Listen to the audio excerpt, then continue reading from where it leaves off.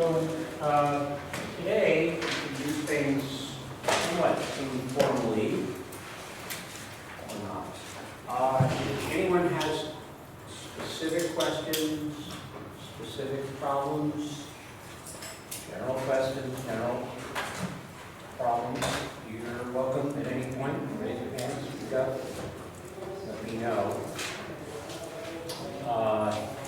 If not, I don't hear anything. I'm going to just kind of randomly poke around. I have the sample problems I gave everyone, and I need be, I'll just go over those. Just to give you an idea, what kind of things to expect. Something I guess I didn't give you an example of problems for were some trig questions. Well, certainly know the basic triangles we've gone over.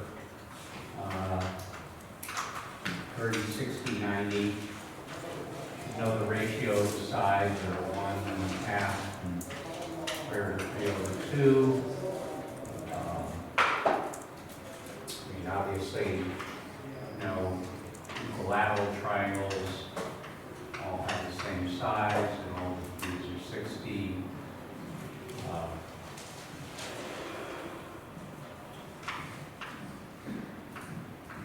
45, right triangle, the hypotenuse is 1, the sides are 1 over square root of 2. Those are things you should kind of have ready. You can figure them out,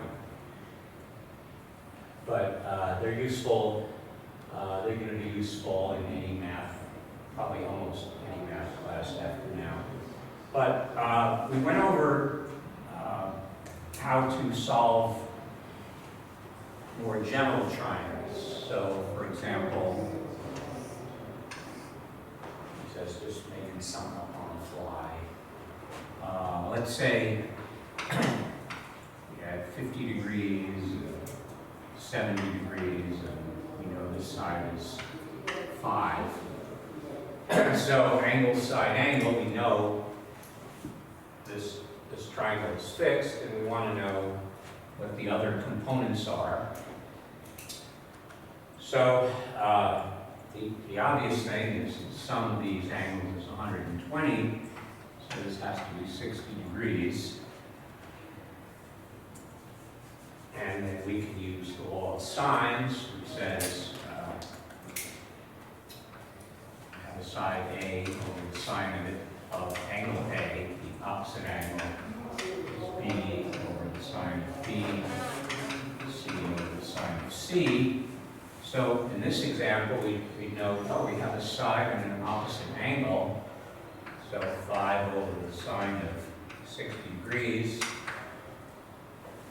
and let's call this x and y. That's going to equal x over the sine of 50 degrees, and y over the sine of 70 degrees.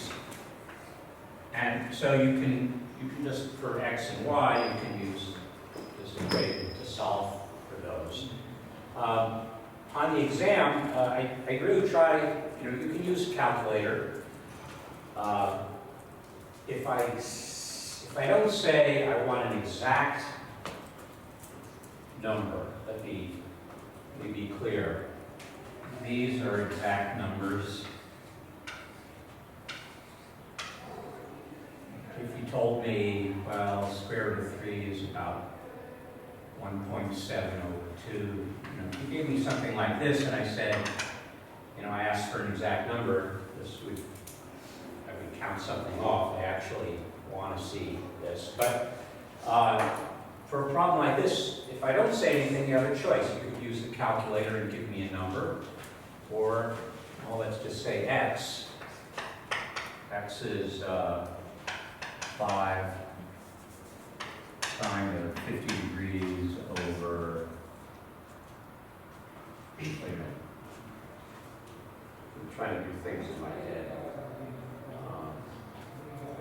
of 60.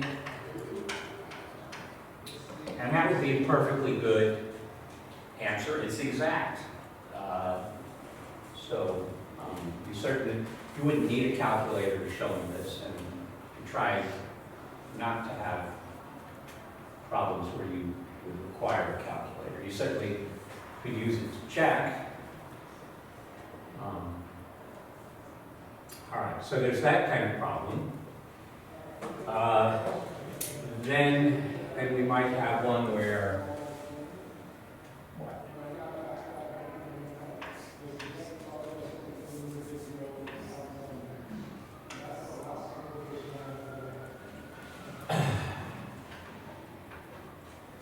say this is, looks kind of like 80 degrees, and this is 10, this is 12, and I want to know the rest of the triangle. So I don't have an angle and an opposite side here, so I'm going to look at the law of cosines, which you'll remember looks a lot like the Pythagorean theorem. C squared equals a squared plus b squared. This, of course, being true for a right triangle.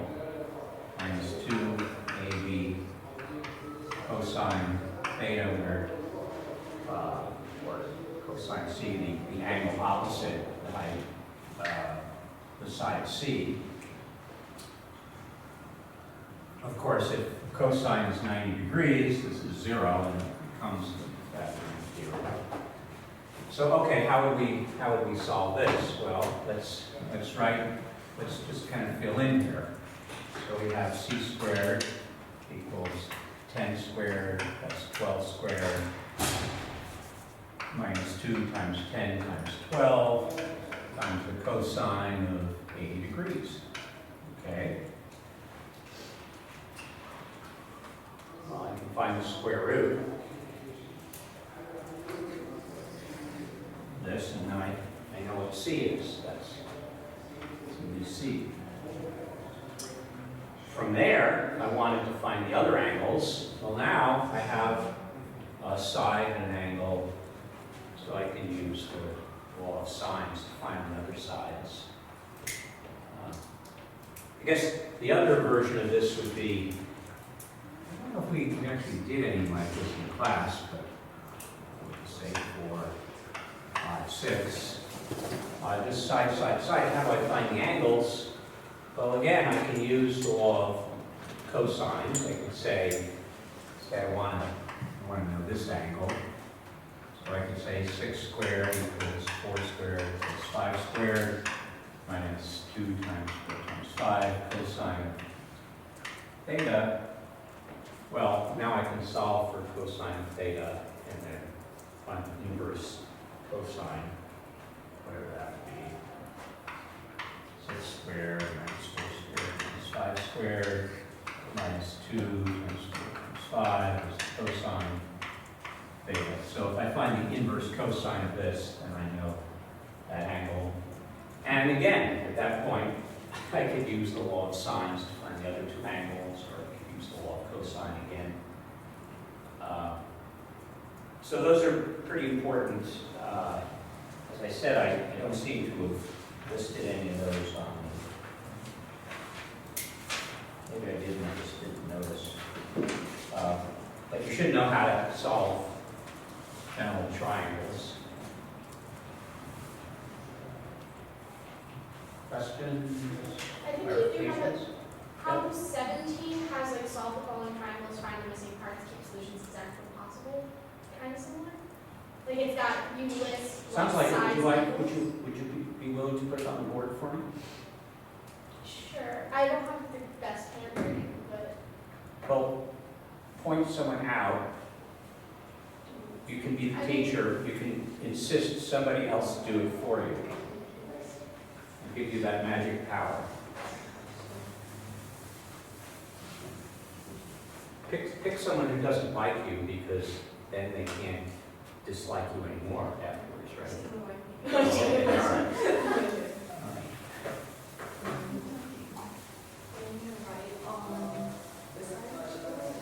Wherever there's free space.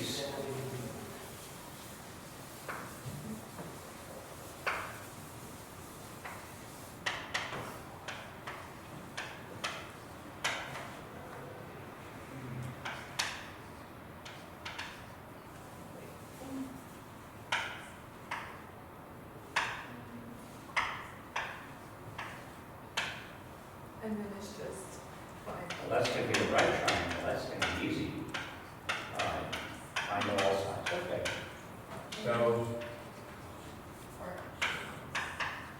So we've got 15, 10, and 90 degrees. Is that right?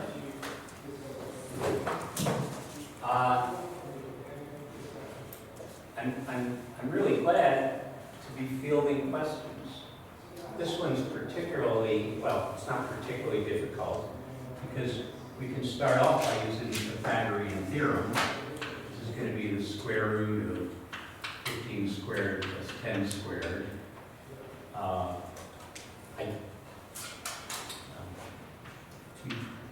225 plus 100, 325. I think that's a perfect square. So let's just leave it like that. And now, well, you have choices here. You do have an angle and an opposite side, so we can use the law of sines. See, how would we do that? Square root of 325 over sine of 90 degrees. What's the sine of 90 degrees? It's good. Good. So that's going to equal 10 over the sine of, call that theta. So sine of theta is 10 over the square root of 325. So theta will be inverse sine 10 over the square root of 325. I think you can, from there you can figure out the other angle using some of the angles, or you can use the law of sines, or you can use the law of cosines. Yeah. Good question.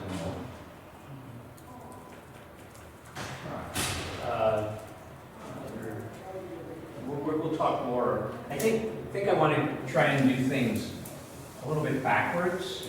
And as far as the course went, we'll move from things we did at the end and then move backwards.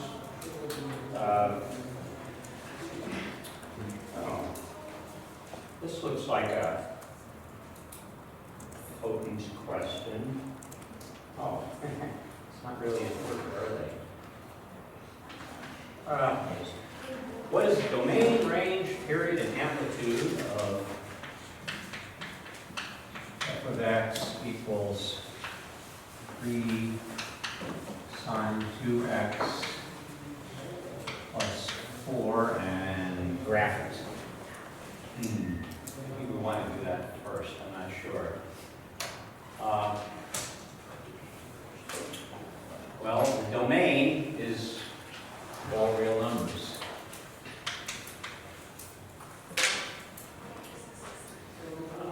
The range, well, now we have to think about this.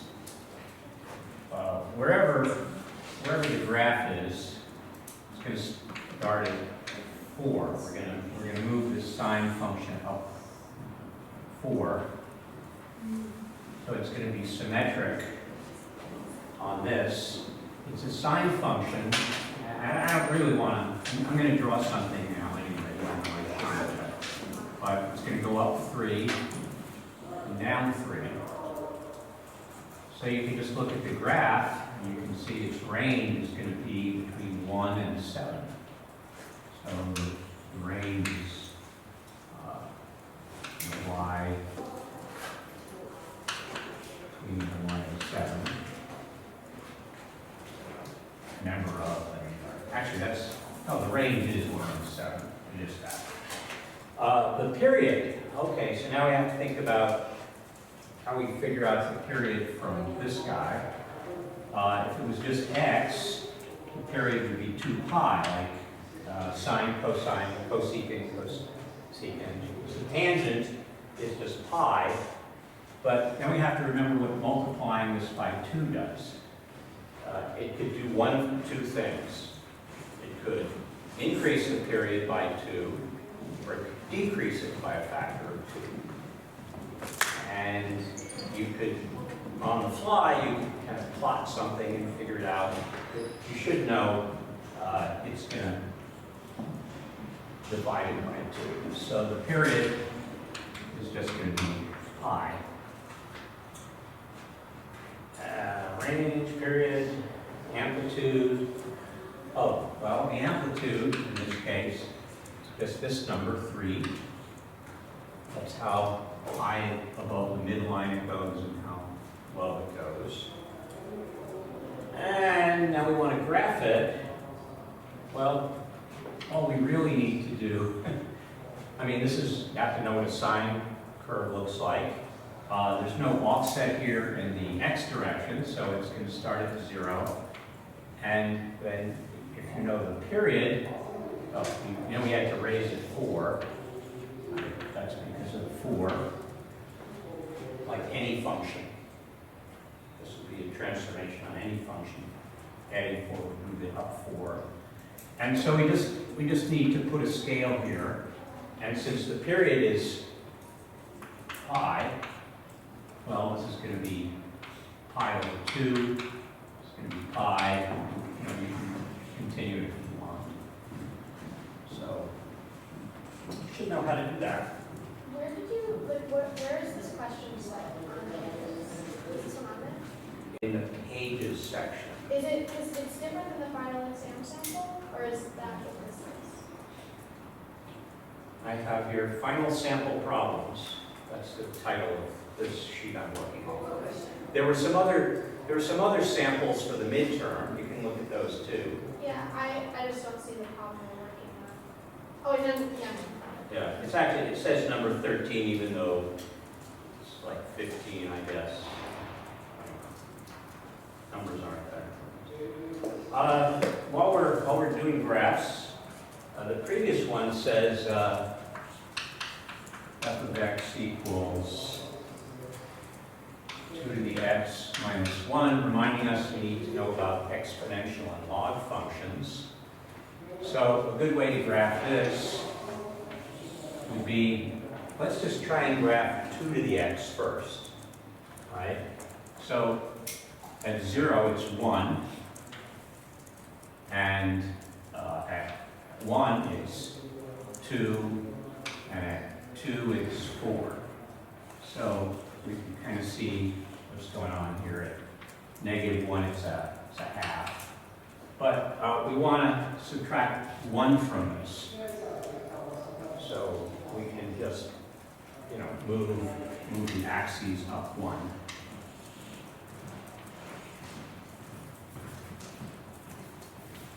And do that with an eraser, or be very careful with your pen. All right.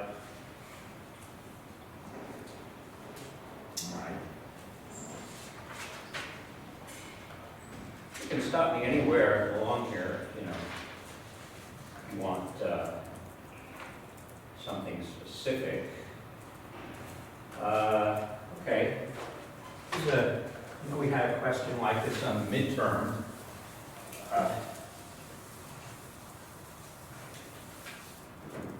Find a function with the following that has rational coefficients. Maybe this was on the midterm.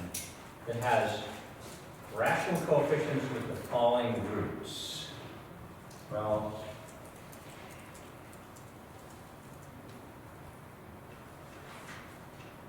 six minus I. So it has to have rational coefficients, and this has to be a root. So we know that complex roots, if you have rational coefficients come in pairs, the other pair member is the complex conjugate. So if I have a function, it really can have any coefficient in front you want, but x minus 6 minus I times x plus 6 minus I, and this would fulfill that requirement. I guess in contrast, let me do the first problem here, it's a little easier. What if we want 1, 2, and 3 to be the roots? Well, that's much easier. X minus 1, x minus 2, x minus 3.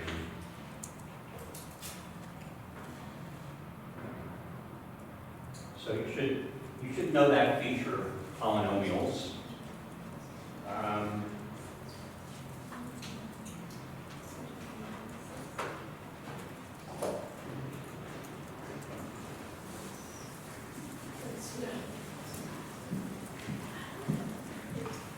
Try and cover everything on the exam.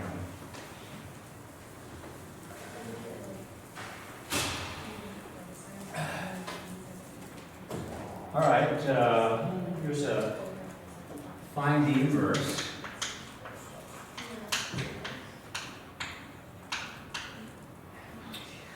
So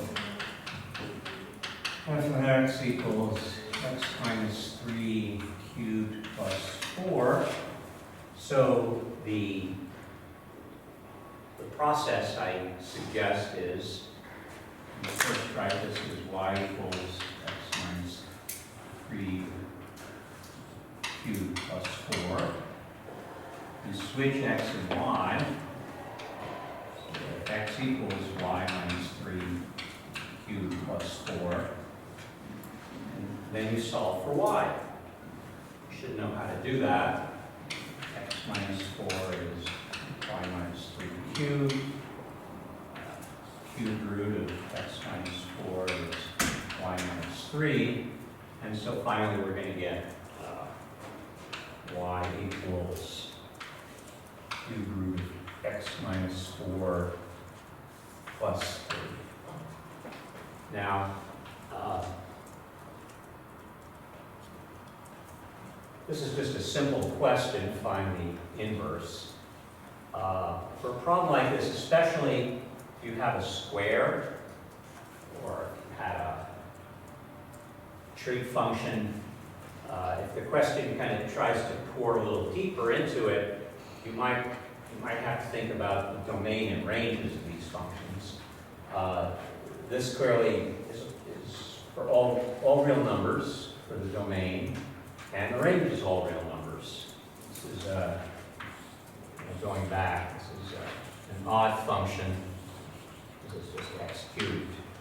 So the inverse will also, it's just going to switch the range of the domain, but it's all reals, all reals. If you're dealing with, say, a square root, you might have to adjust the domain so that it has an inverse. Why not? So here's one that says f of x equals square root of x minus 1. So we go x equals square root of y minus 1, x squared equals y minus 1, or y equals x squared plus 1. If I didn't ask anything else, this would be the answer, but if I ask you about the domain and range, you'd have to go, wait a minute. The domain on this is what? X greater than 1, greater or equal to 1. And then you might want to think about the range. It's going to go from 0. The range is going to be from 0 to infinity. So when we look at this, we're going to switch the domain and range. That is to say, the domain's only going to be x greater than 0 here, for this to be an inverse.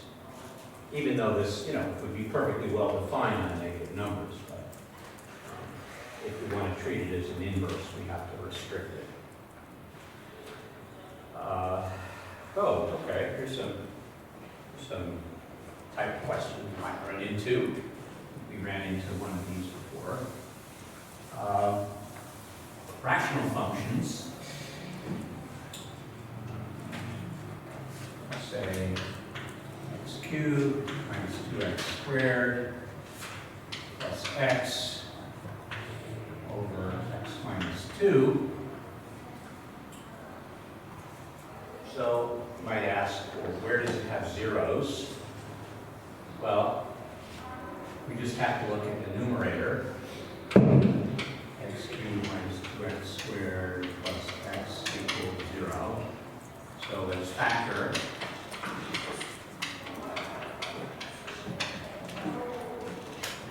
look pretty familiar to you. It's a pattern, right? A squared minus b squared. So we know the zeros are at 0 and 1. 1 with rest, what is the word I'm thinking of? There are 2 roots at 1. Okay. Vertical asymptotes. We graph this. A vertical asymptote is one where we might go like this or like this. Where is this going to have a vertical asymptote?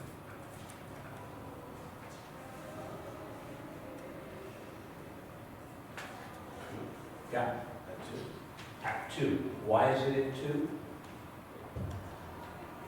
You just guessed 2? Nah, come on. Because that's where the denominator is 0, that's where it's undefined, right? So we are at 2. I'm not gonna look at that right now. A little trickier question is, will it have any horizontal asymptotes? How do you solve the horizontal asymptotes usually? Could you remind us how you solve the horizontal asymptotes? Oh yeah, that's what we're talking about. Yes, we'll get it all.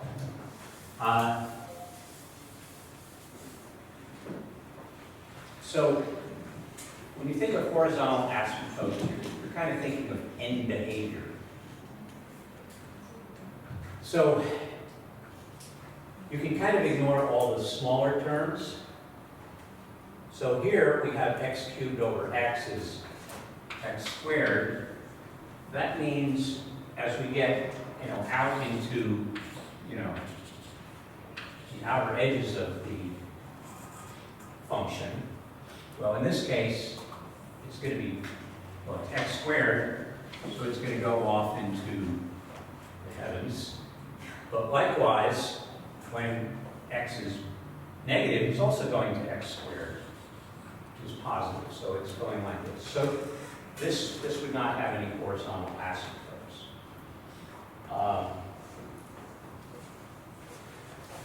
If, on the other hand, you can just look at the reciprocal of this.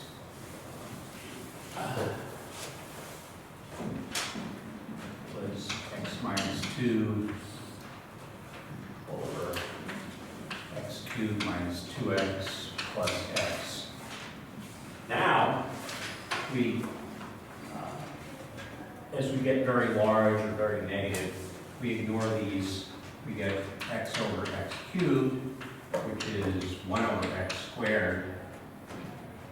Well, that's going to go to 0, right?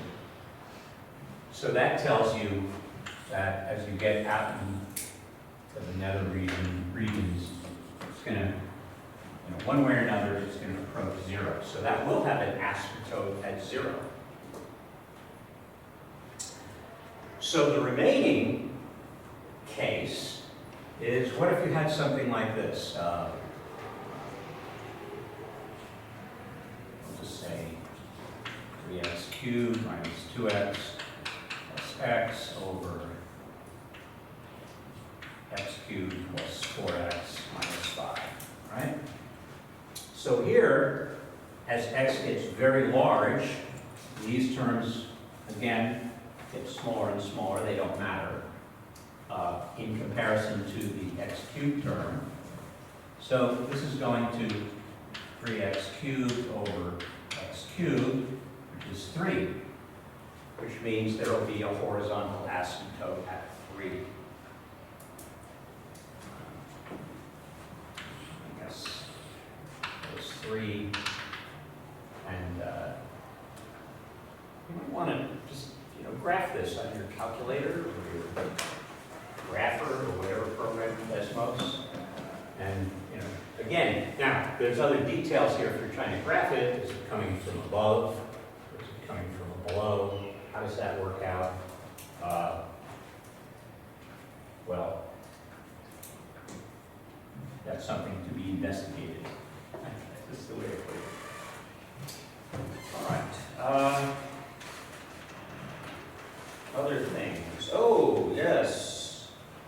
You don't want to forget your logs.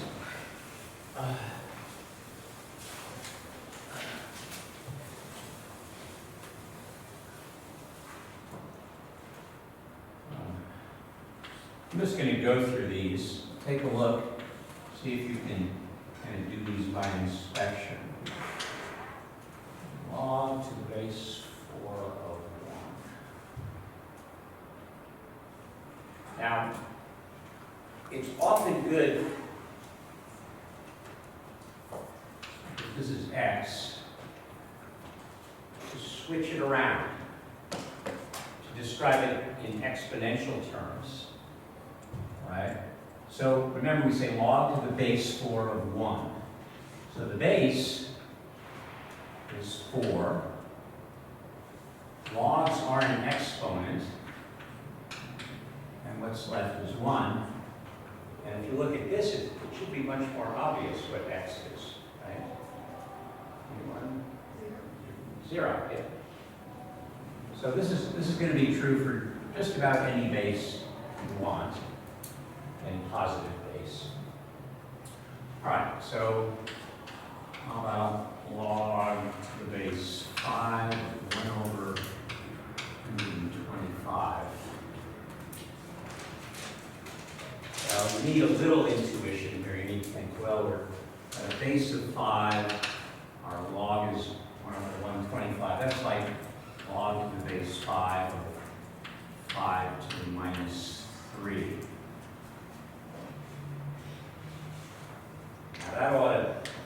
That might already give away the answer.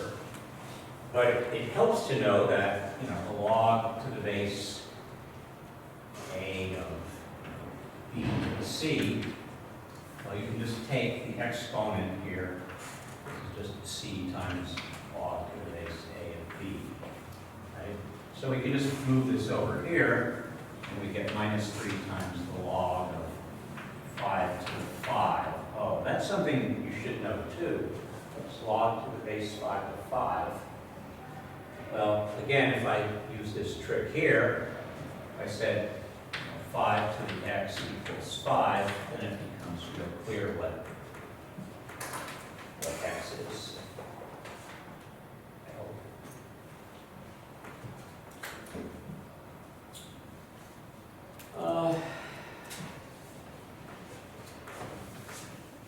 More fun with logs.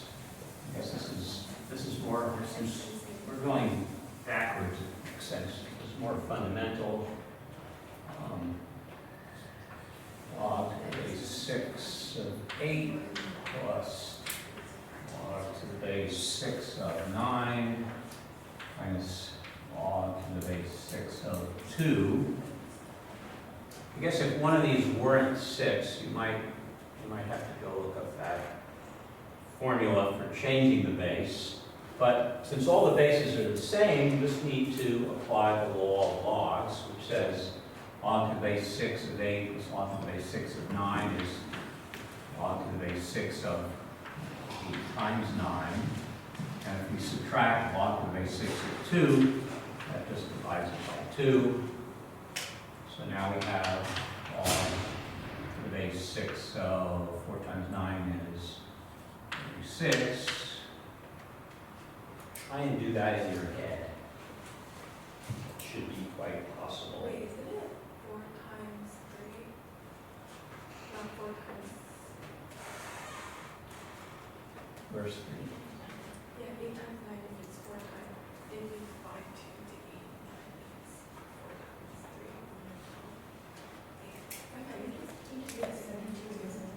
Oh, never mind. I got my. Never mind. That's okay, I've done worse. Oh. And it's more embarrassing if you're the professor. Someone from the back row. Oh, that's just, or the next to back row, Grace. What's this?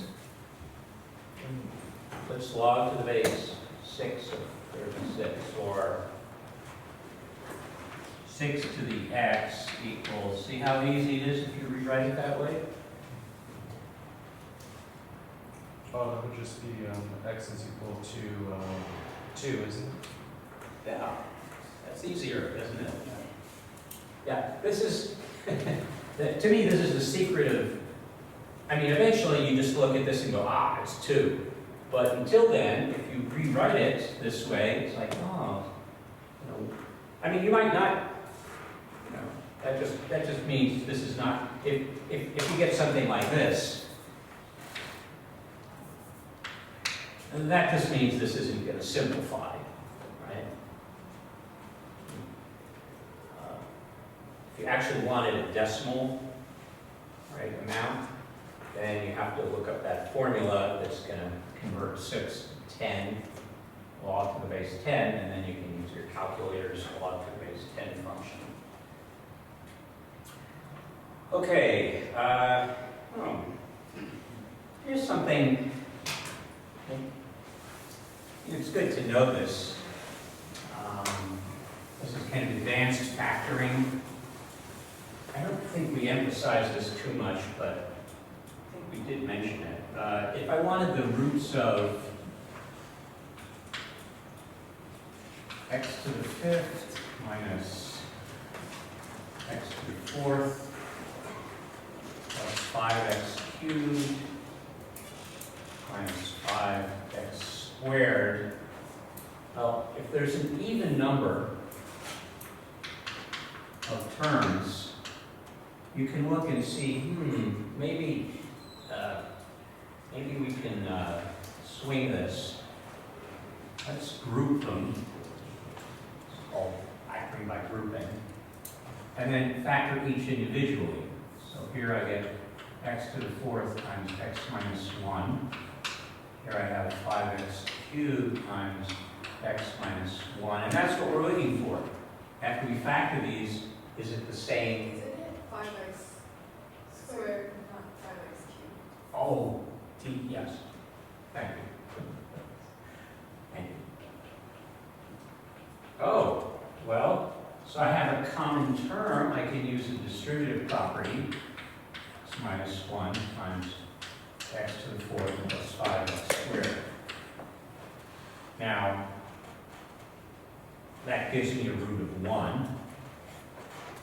And I can look at this and say, all right, what's that? That's x squared times x squared plus 5.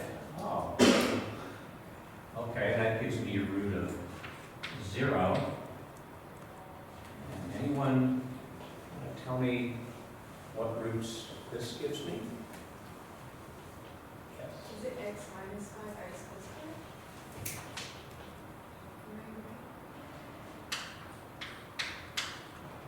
4? Oh, wait.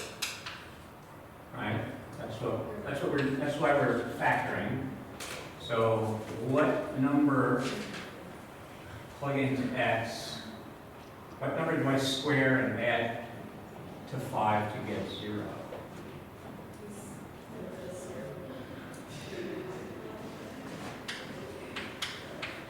Or as we like to say, square root of 5i. Then this is 5th degree. I guess I should know we have 2 zeros here, right? So that's 1, 2, 3, 4. There's got to be one more root. Remembering, and this has real coefficients. Is it minus square root of 5i? Minus square root of 5i. They come in pairs. These are complex conjugates again. So those are our 5 roots. All right. This is such an easy problem, and even with the hint, I guess maybe some people didn't study it, but I'll put it up there so you don't forget. So this is one of those problems that you just have to be brave and kind of remember stuff. You don't have to remember a lot. You have to remember the remainder theorem.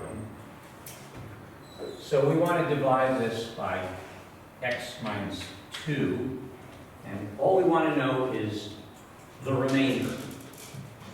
I mean, you know, we could do a very long and exciting long division, or we could use synthetic division, but that's not the question. It's just, what happens when you divide this by x minus 2?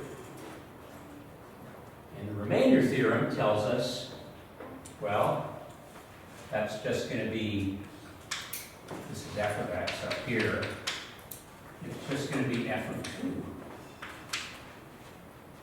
So we have 2 to the 16th plus, that's convenient, minus 2 times 2 to the 15th plus 5.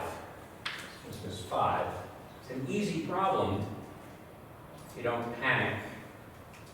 If you remember to use the remainder Wait, theorem. would the remainder just be 5, or would it be like 5 over x minus 2?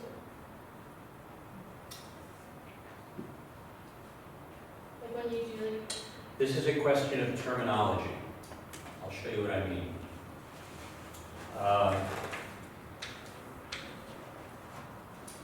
Okay, 2, 6, 1. So we can write this the way we did in, I don't know, 5th, 6th grade. We can write the answer as 2 remainder 1. That's a remainder. Or we can write it as 2 1/3. There's no remainder then. Right? So when we apply that here, I say, what's the remainder? It's not 5 over x minus 2. That's not a remainder. It's just, but if you like did the synthetic division, you would add that onto the end. yeah, That's up- yeah.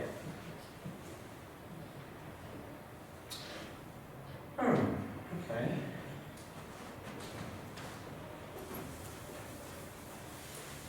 Let's recall even and odd functions for a second.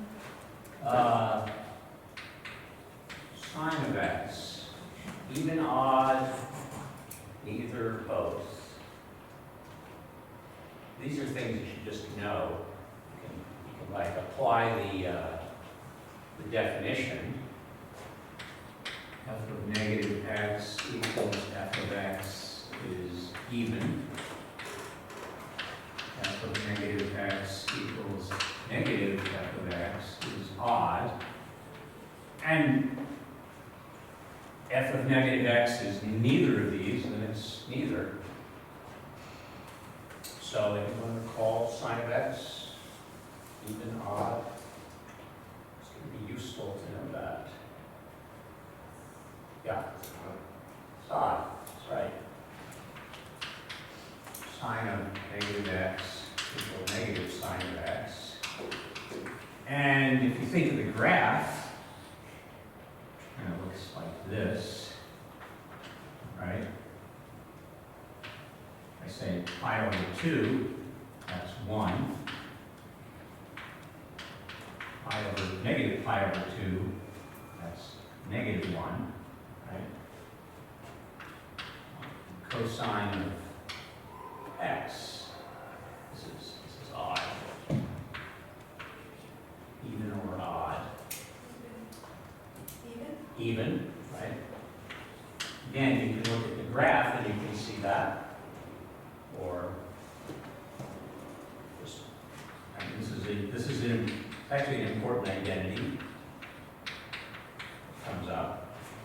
Okay, so what about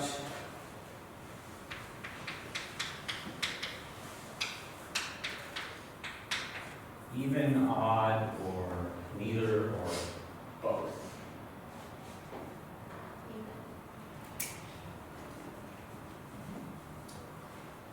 Got it even. Any votes for even? Okay, 1. Odd? Any votes for odd? No. Let's check it out. F of negative x is 3 negative x squared plus 1. So that's 3x squared plus even, doesn't it? You know, you can do that. You can actually work it out. Okay. How's about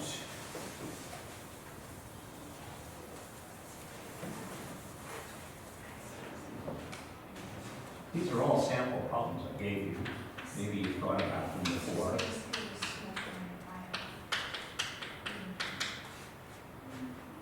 F of x equals x cosine of x. Odd, even, neither, both.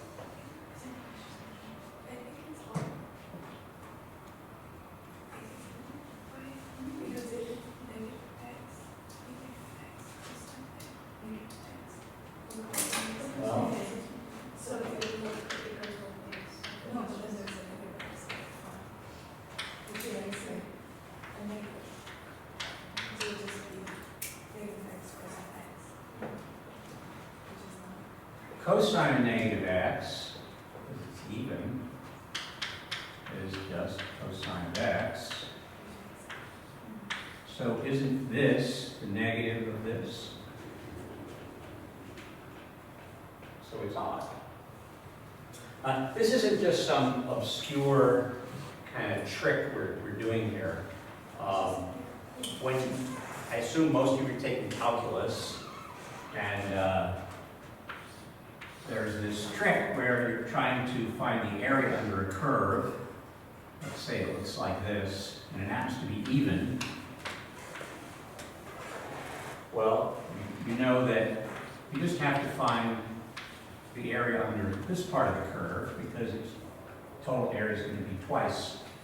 So this comes up. This is not just some obscure area of mathematics. Oh, okay. Again, moving backwards. And we do division on polynomials. You can find the remainder, but x to the fifth minus x to the fourth plus x cubed plus 4 divided by x minus 2. We know now you can just plug in 2 and find the remainder. We could do this with either long division or synthetic. Do I have a request? Should they do it one way, the other, or both? Do you show it both ways? If you have time, do you show it both ways? I have plenty of time. Okay, I want to really emphasize something because it was the major reason for people getting this wrong on the midterm.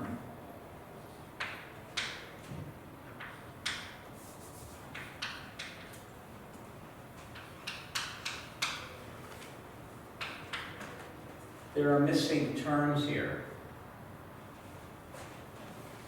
You want to put them in anyway.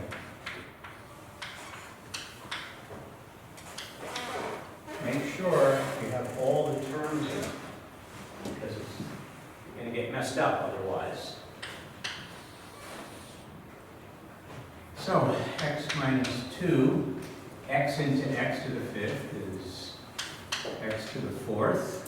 Multiply x to the fourth, x to the fifth, minus 2x to the fourth. Now we have to be very careful. Minus x minus 2 x to the fourth. So minus 1 minus 2, that's minus 1 plus 2. So that's just x to the fourth. X divided into x to the fourth is just x cubed.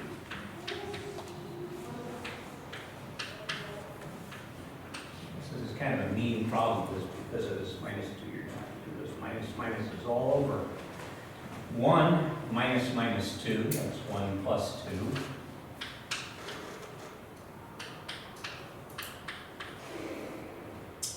Okay, we have 3x squared, 3x cubed. Finish this and we can take a break.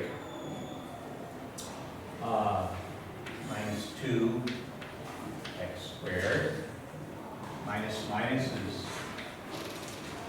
have pieces of paper handy for this kind of stuff. So would it be minus 6x squared?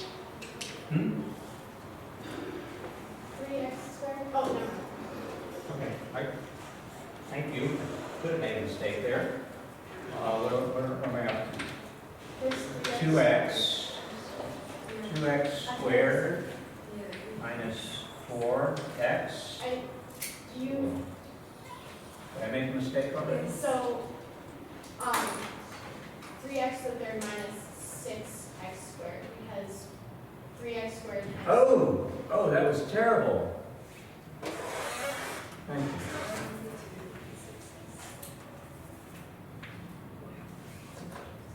Thank you. Minus and minus, so that's plus 6x. So this is going to be 6x squared minus 12x. So that's going to become 12x plus 4. And so finally, I'm going to just have 12. So 12x minus 24. 4 plus 24 is 28. Okay, so we should, before we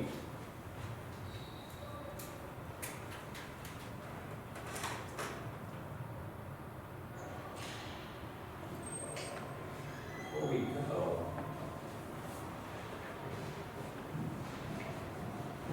that doesn't, I mean, I'm thinking if I plug in 2, I'm already worrying.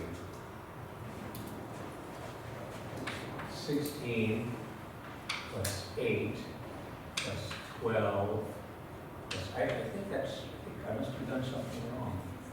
Wait. Tell you what, take a break. I'll check my work.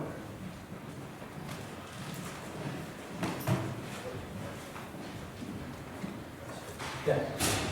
Find it?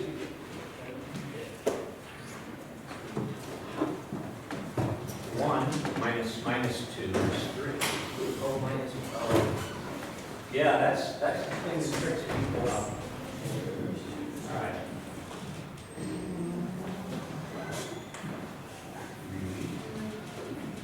3, 0, 6,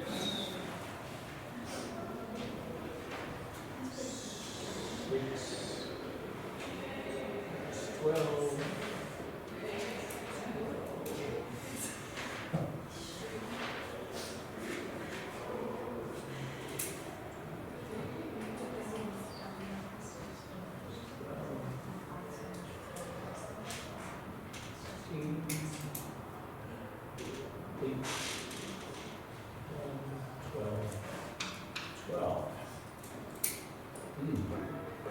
Something seriously wrong here.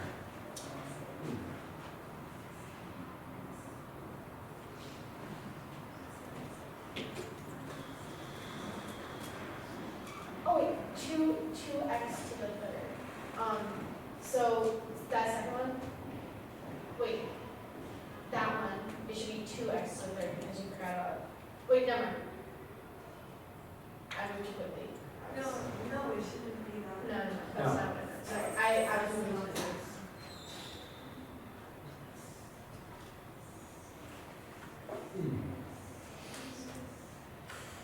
Well, I'll wait till we're done. Wait for the break to be over. And then we'll do synthetic division and see if that isn't a much superior way to do this. Wait, what's wrong with it? Well, if I use the remainder theorem and I plug in 2, I'm getting 36, 40, 52, I'm getting 60. But here, I'm ending up with 28. So I know I did something wrong. I really don't, yeah.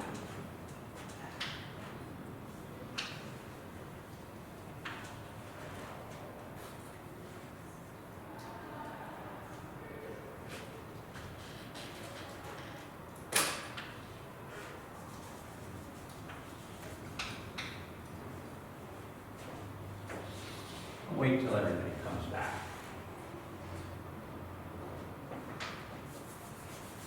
There you go. Take a break.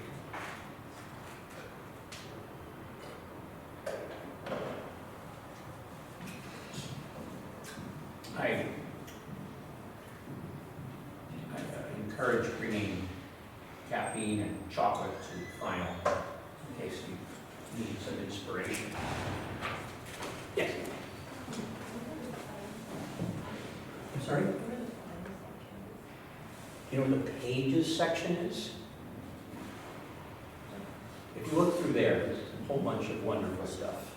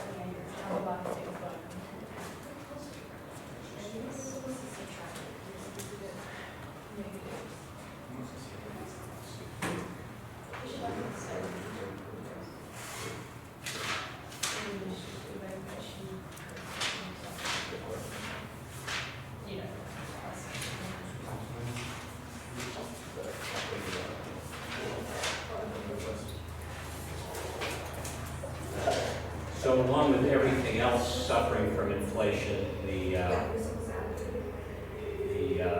organizations that raise money by giving you boba, they inflate it to $7. But I feel so much better because I'm supporting their organization. It was $5 last year.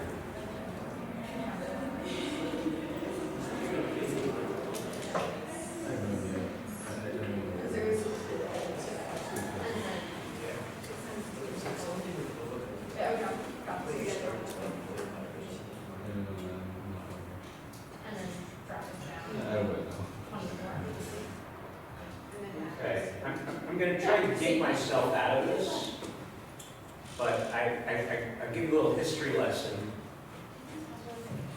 It's probably 1971, 70. I was in high school taking algebra. They didn't teach us synthetic division. We just didn't do it. Wait, it's not.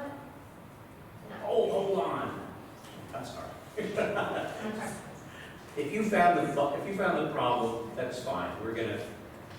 Here, I'm modeling how to dig oneself out. So anyway, we didn't have synthetic division, and you still need this anyway because what if you have like this is the divisor, and synthetic doesn't work. But it is a really good method. I wish I had learned it first time, because we're gonna find the bug real easy, whatever it is.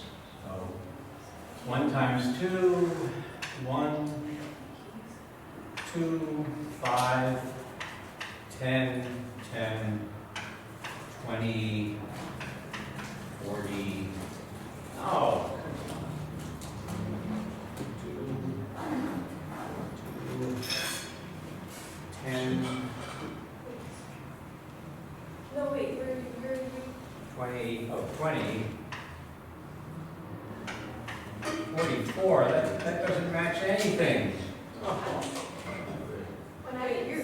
Okay, now I'm open to be totally embarrassed here. Yes. Did you find where When we did synthetic, we got the same remainder, so you did like. You are using the wrong coefficients. There's no values of 3 Oh! at all besides 4. Yeah, you can. Oh, where did that come from? No. Oh. Because you took from the Oh. top. No, that was the answer you were That's the writing. answer. You're writing down. That's the problem, right? Yeah, Yeah, that's so the this problem. But you, Oh, this oh. is your, no, No, so that's right. That's- That. You just wrote down the answers. Amounts instead of. So it You want to should be- take the chalk? You want to drive? Maybe. It's good practice. So it's. we're trying to divide it into. Can So I did like 2 and then 1 minus 1, 1, This is- 0, 0, 4. And Oh, then Okay.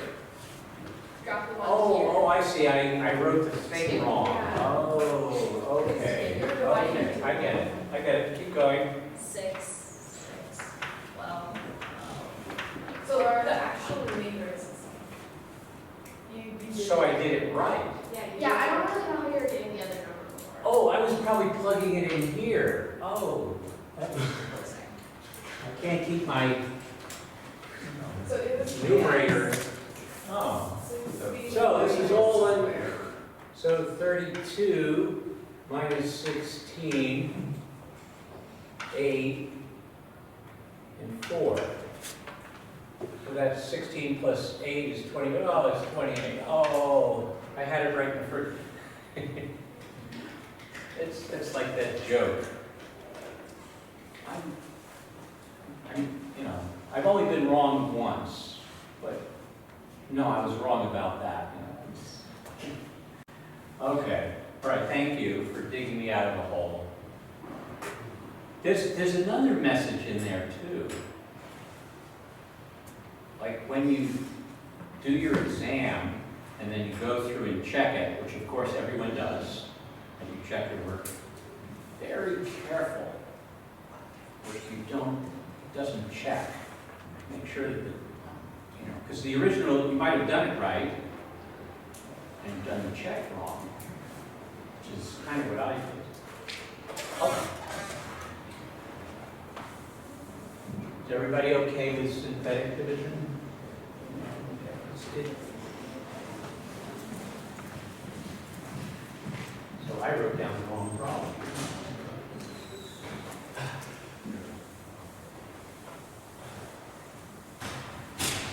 All right, what else can we look at?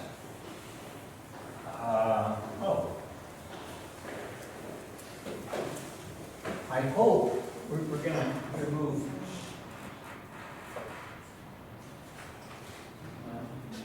Let's move backward in time a little.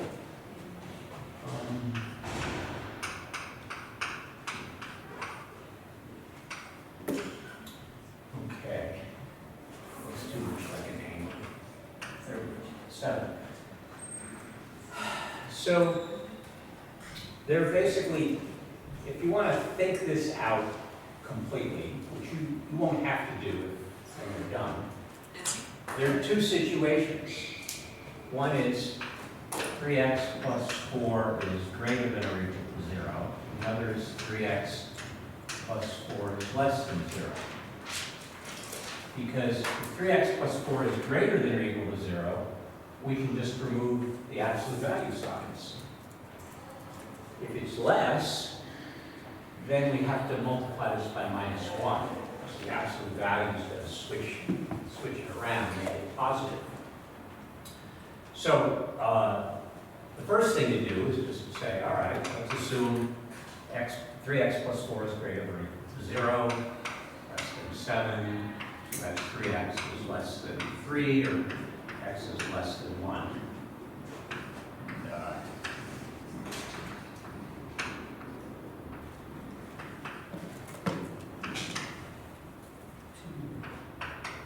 Okay, so I guess this is like this. We're not sure how far this is going to go.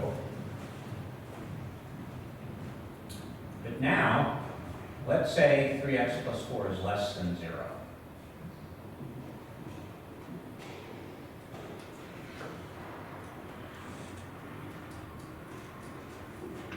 So we're going to have -1 times 3x plus 4 is less than 7.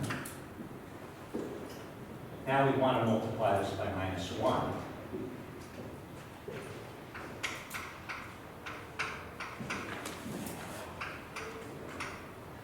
What happens to the less than sign when you multiply an inequality by a negative value?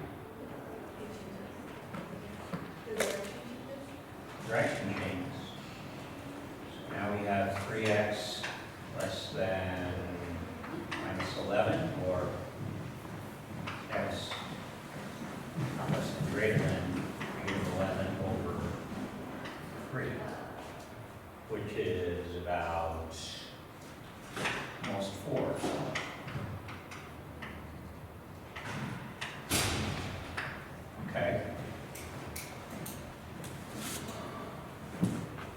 You might want to do kind of a sanity test here.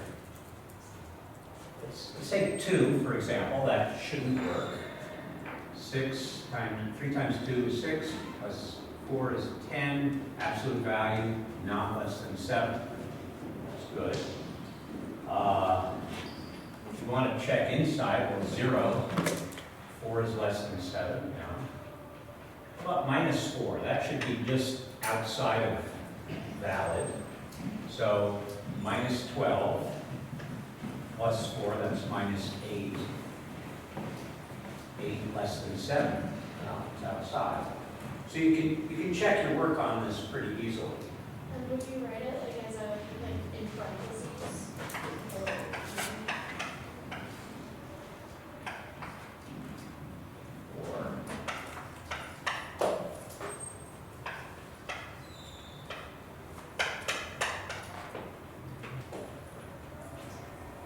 Or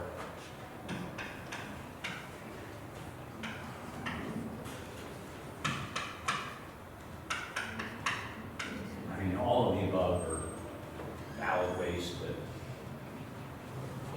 Why is it minus 11 over 2? Isn't it minus 11? Because my short-term memory is going out the window. Yes, thank you. Yeah. Okay.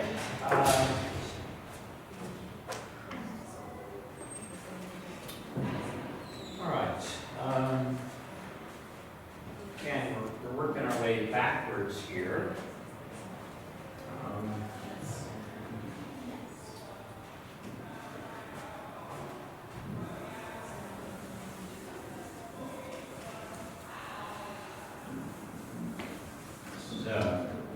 Kind of a all-in-one problem where we try and see,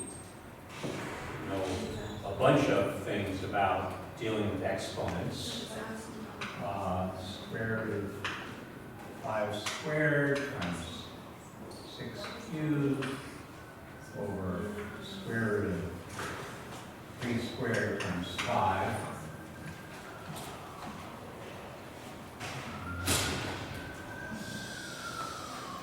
So how would we attack? We want to simplify this as much as possible. So we can start, we know the square root of this over the square root of this is just square root of 5 squared over 6 cubed, 3 squared times 5. Okay. We can get rid of one of the 5's in the denominator. 6 cubed, well, let's write that as 2 times 3 cubed times 5 over 3 squared. So now we want to distribute the 3, calling laws of exponents. So that's square root of 2 cubed times 3 cubed times 5 over 3 squared. I'm writing this all out. You might be able to, do some of it in your head. Be careful. Okay, 3 squared, 3 cubed. This becomes 3.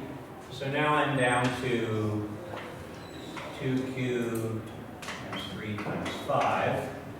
And that's pretty close to simple. We could make this 8 and multiply it out. We have a square root, and we have 2 factors of 2, so maybe it would be nice to take one of those out. 2 times 3 times 5, or 2 times square root of 30. I think that would be an excellent kind of answer to that question. We can't pull any more factors out of this.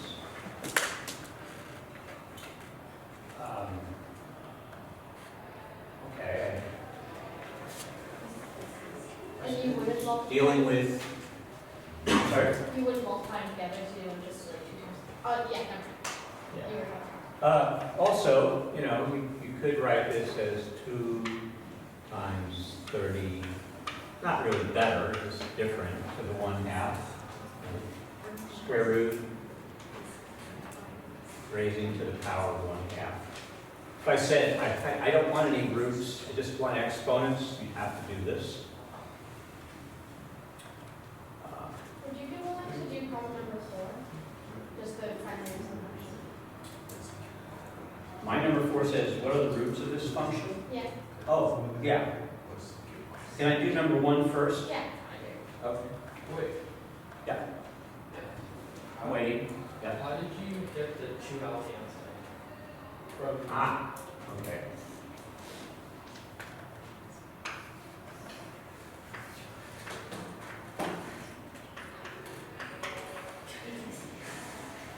You would agree? yeah.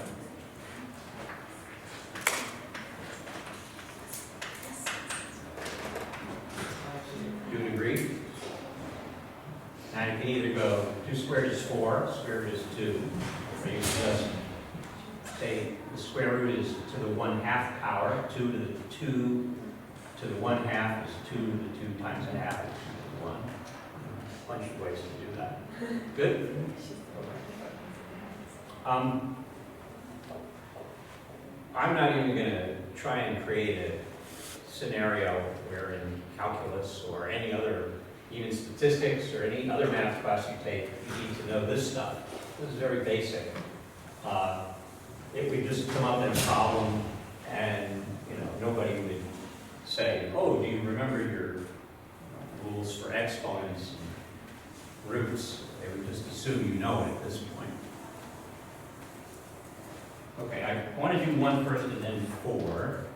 1 is kind of a simpler version, but I want to emphasize something.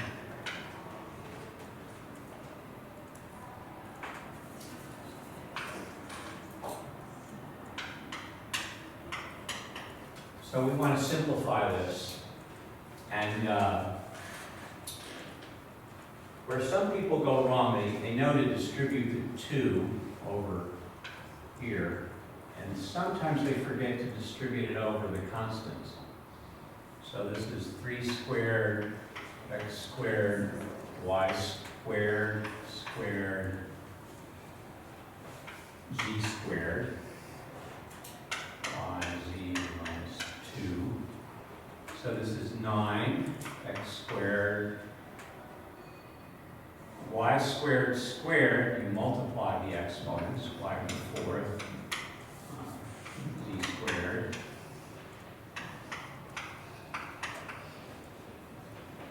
When there's an exponent on the bottom, you subtract it. So y to the 4th minus 1 is going to be y cubed. And then again, you want to be careful with your minus signs. 2 minus minus 2, that's plus 2, so it's to the 4th. So again, basic stuff, you just have to be careful with. Okay, number 4.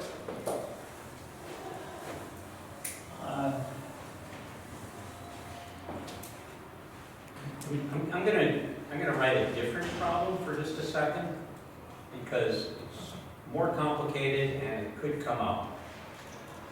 But you'll see a connection here. Cosine theta to the 4th minus 5 cosine squared theta plus 2 equals 0. And then I'll write our equation because it's really the same. 4 minus 5x squared plus 2 equals 0. So these both have the feature that they're not simple, but they can be reduced to something simple we know, a quadratic, if we make the right substitution. So here, we're going to say y equals cosine squared theta. And here we're going to say y equals x squared. Now, you might ask, well, how do I know that? And you just kind of have to look at it and go, well, we're expected to figure this out. We don't, in general, know how to solve a 4th degree equation. There's a formula somewhere. It's very obscure and not very useful. But if I'm going to give you something on an exam in a pre-calculus class, there's got to be a way to do it. So you have to look at it and kind of go, oh yeah, this is really, it's really a quadratic in x squared instead of x. So here we have y squared minus 5y plus 2 equals 0, which maybe we can factor it, maybe not. Y, 2, 1, no, we can't, no way. So we're stuck. Have to use the quadratic formula. 5 plus or minus the square root of 25 minus 4ac all over 2. So it's 5 plus or minus, what is that, 18, square root of 18 over 2. But recall that's y, which is x squared. So x would be plus or minus the square root of 5 plus or minus square root of 18 over 2. And if you think about it, there are four different roots here. You've got plus, plus, plus, minus, minus, plus, minus, minus. And of course, this is a fourth degree, so that's what you'd expect.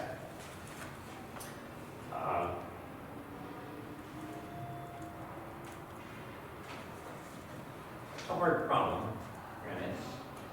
Any questions about that? Because I want to. 17, not 18, right? Oh, yeah.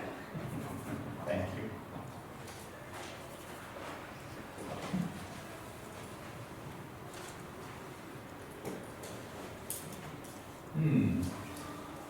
Well, 17 is less than 25, so these are all going to be real. That's another thing to note. If this number were greater than 25, then two of the roots are going to be complex, but not the case. All right, well, I'm going to leave most of this here because I want to point out that this is the same kind of problem, in a way. Y equals cosine squared theta. So this is cosine squared theta. So then we have cosine theta equals plus or minus the square root of 5 plus or minus square root of 17 over 2. Now, since it's the cosine has to be between minus 1 and 1. So we can already see if this is positive, then it's too big, right? So our only hope is if 5 minus the square root of 17 is between 1 and negative 1. I don't think it is. This isn't really a good problem. But I'm going to check.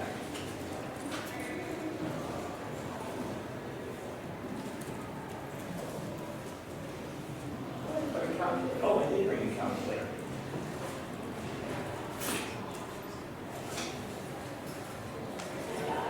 Buried here. Just out of curiosity.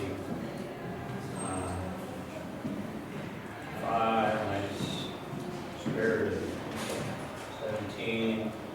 Oh, look at that. 5 minus square root of 17 over 2.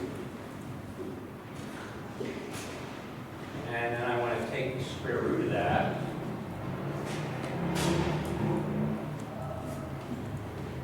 That's approximately 0.662 something. So if I find the inverse cosine of plus or minus this number, I actually do have solutions to this.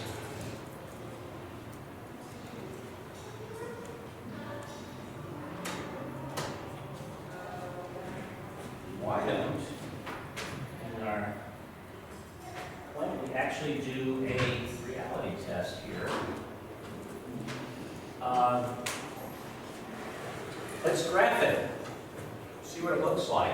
See if it crosses the x-axis. I'm sorry. Yeah, the x-axis is kind of a sanity check.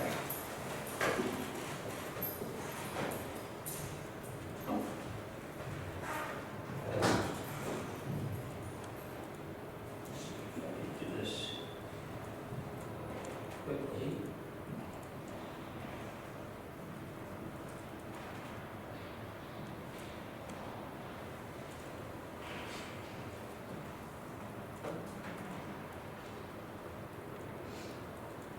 Again, this is just, Question 20 has a really similar thing, but I think yours might be easier than that.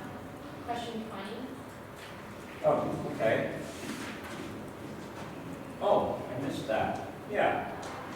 Oh. So there actually are some of those, I missed them. I did give you some trig problems. We can go back and look at those.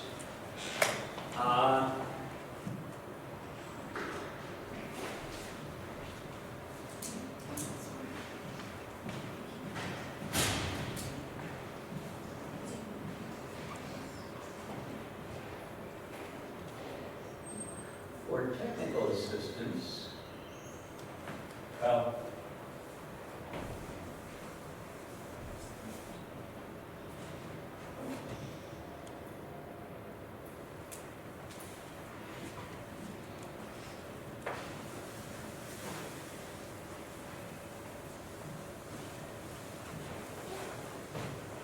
just trying to make good use of the freeze up in here. What is taking so long?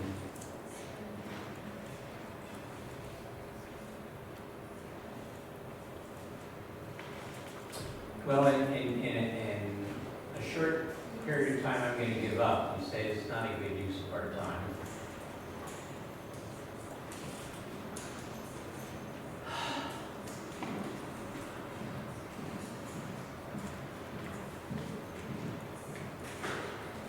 All right, well,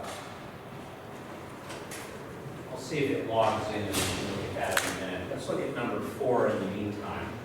That's 4. Number 20. That's the one, number 20?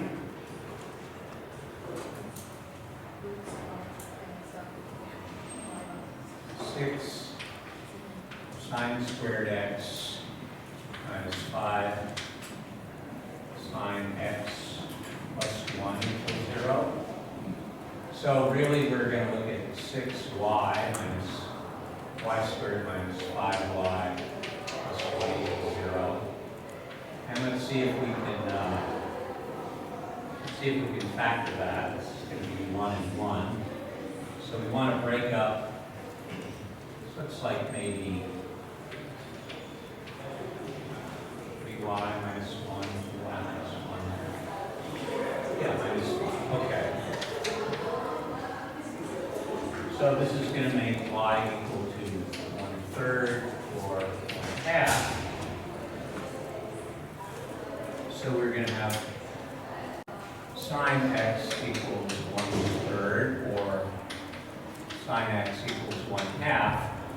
Now, sine x equal 1/2, we have an exact value for.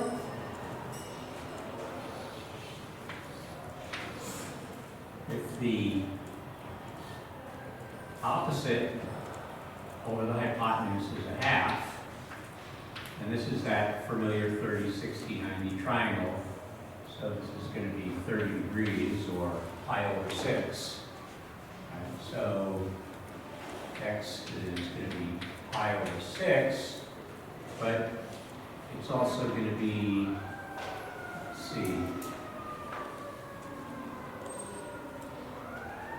right? Yeah. It'll be 180 minus 30, or 5 over 6. Keep in mind, you can, if the problem restricts you, that's one thing, but you can also always add 2 pi n to these answers. And then for x equals, for sine of x equals 1/3, well, you've got inverse sine of 1/3, whatever that is, that's not going to be an exact. We don't have a, well, do we? I don't think so. I don't think we have any exact value.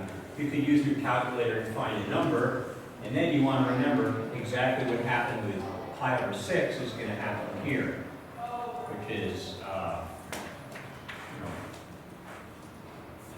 this will be one solution, and pi minus will be the other, and then again, you can add each of these 2 pi n.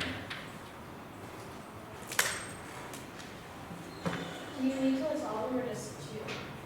I'm sorry? Like, would you just list the first two? Depends on what the question asks. If the question says, say between 0 and 2 pi, you can leave this part off, but there are 4 solutions here. If it said between 0 and pi over 2, then you would just, pi over 6 and this guy.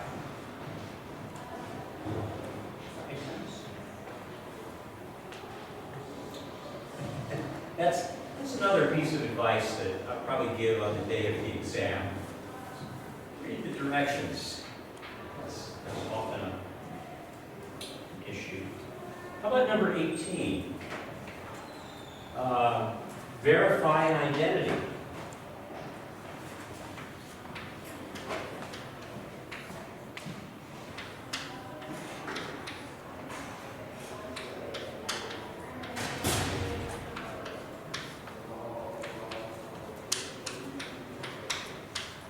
Now, when you're trying to figure one of these out, it behooves you to work both sides. But clearly, there's nothing to do on this side. And while this won't work for every identity you'll ever run into, it probably will work for every identity you'll run into in my class, which is to take each of these and convert them to sines and cosines. So secant is 1 over the cosine. So 1 over the cosine times the cosine is 1 over the cosine squared. Tangent is sine over the cosine. And cotangent is cosine over the sine. Okay, so we have to figure out what this guy is. Well, divide a fraction by multiplying by the reciprocal. So, cosine squared x minus sine squared over cosine squared.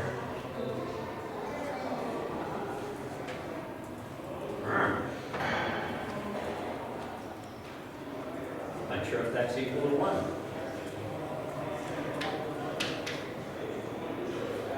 Cosine squared x minus sine squared x. Cosine squared x. Not that equal to 1. That's not right. That's a bad problem. Did I make a mistake? Yeah. Secant is 1 over the cosine. Tangent is sine over cosine, cosine over sine. Multiply by the reciprocal, sine squared, cosine squared. 1 minus, oh, I'm sorry. Isn't it just 1 minus? Yes, just 1 minus sine squared. It's still not right. I think that's right. However, since I want to show you that other problem,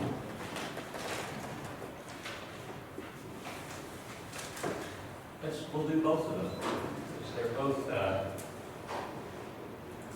subject to that way of checking. I think I found it out. Is it, since they both have the same denominator, wouldn't it just be 1 minus sine squared x? And that is using the Pythagorean identity.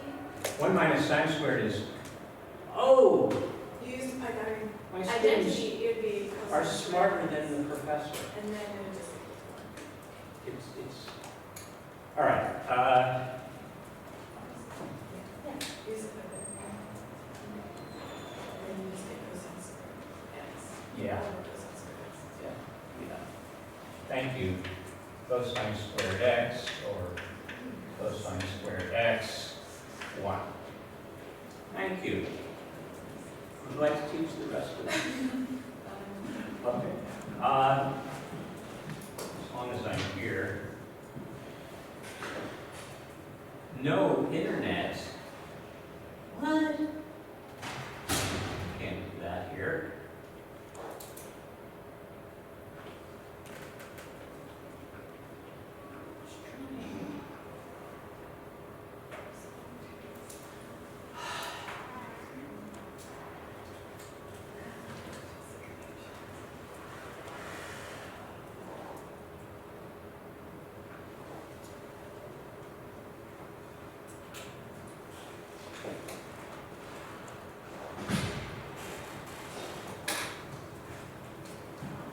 I think we're doomed. All right, I'm not going to be able to show this, but you know, you can take that problem home, which is, I guess it was, when was that?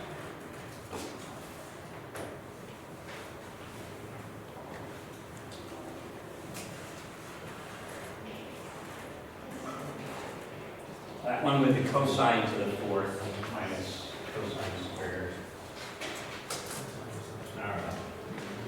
I give up on the internet today. All right. Any other questions on here? I mean, I'll just I'll keep going. I guess what did we miss? Missed on page 2 here. Oh, sure. I know we're kind of flopping around here randomly, but that may be how the exam occurs to you. What would I do with this? Simplify the division of complex numbers. Anyone recall?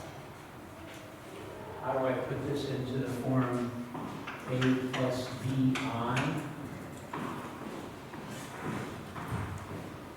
Wouldn't you have to move the denominator of 5 minus I, multiplied by 5 plus I on both the numerator? So what's that called? 5 plus I? Complex conjugate, which is going to, by multiplying by that, we're going to get a real number. Yeah. But we have to multiply by 1, or we'll change it. 5 minus I times 5 plus I is 5 squared plus 1 squared, so that's 26. And then we just have to FOIL this. 15 plus 2I plus 5I plus, and this is a place you want to be careful, plus I squared. I squared is minus 1, so it's minus 1. So we get 14 plus 7I over 26, and if we want to put it in this form, 14 over 26, that's 7/13 plus 7 over 26I. You should know how to do division with complex numbers. Wait, how did you FOIL it? Like what? First, Yeah. 15, outer, oh, I got that wrong. Oh, Like would it be 10i? yeah, thank you. Yeah. Do it carefully. 3I plus 10I. Oh, so it's 13 over 26 is 2I. Thank you. That would be more help. Did I make? Yeah, it's Yeah. 13 over 26. Teachers losing it. It's the end of the semester. just like you, he wants to go on break. All right. Oh, now I like this problem. Find the exact value of cosine of 15 degrees.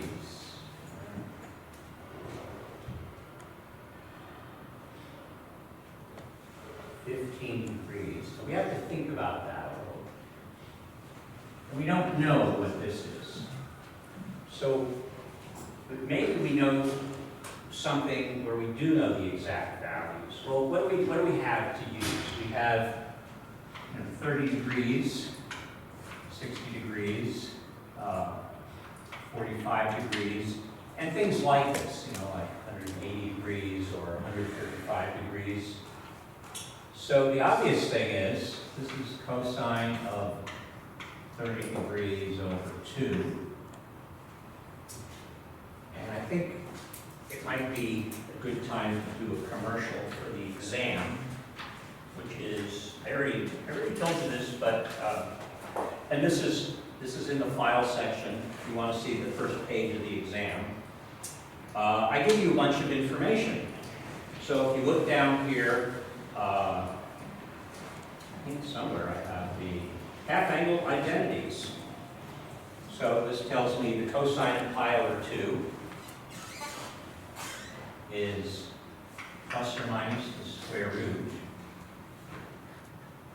Cosine of theta over 2 is plus or minus 1 plus cosine of theta, 30 degrees, over 2. Now, plus or minus, that's because you might have an angle which is not in the first quadrant, but clearly 30 is, so we don't have to worry about the minus. And if you want to plug in the cosine of 30 degrees, now you have the exact value for cosine of 15 degrees.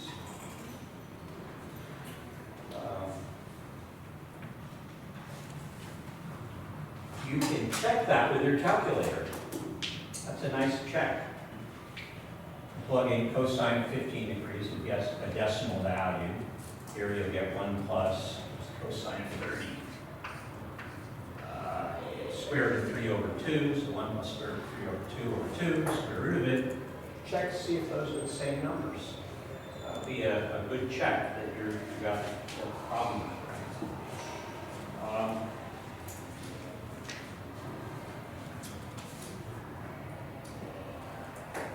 What else?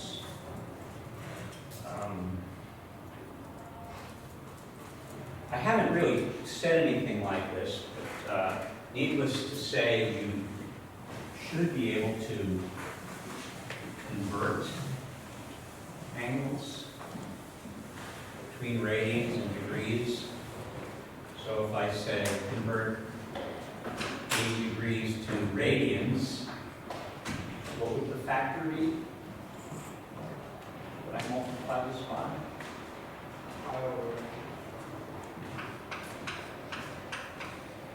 Okay. In other words, half circle over half circle, or pi over 360 if you prefer. I think that's all I got. Okay. Are there any other questions? How many questions are going to be on the final?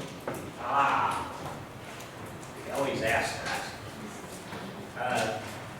Well, the honest answer is that would be kind of a little meaningless. See, I'll just tell you, there's problem 1 has parts A and B. And there's problem 2, there's problem 6 has parts A, B, C, D. This actually isn't the exam, this is the unrevised exam. But the real exam has the same issues. Here's 9 is just one question, but it's a big one. So how about this? It's 9 pages, but you can subtract this, so it's 8 pages. It's just a little bigger than the midterms. In the end, But it covers from the beginning of class to 2 days before the end of class. There's no vectors on it.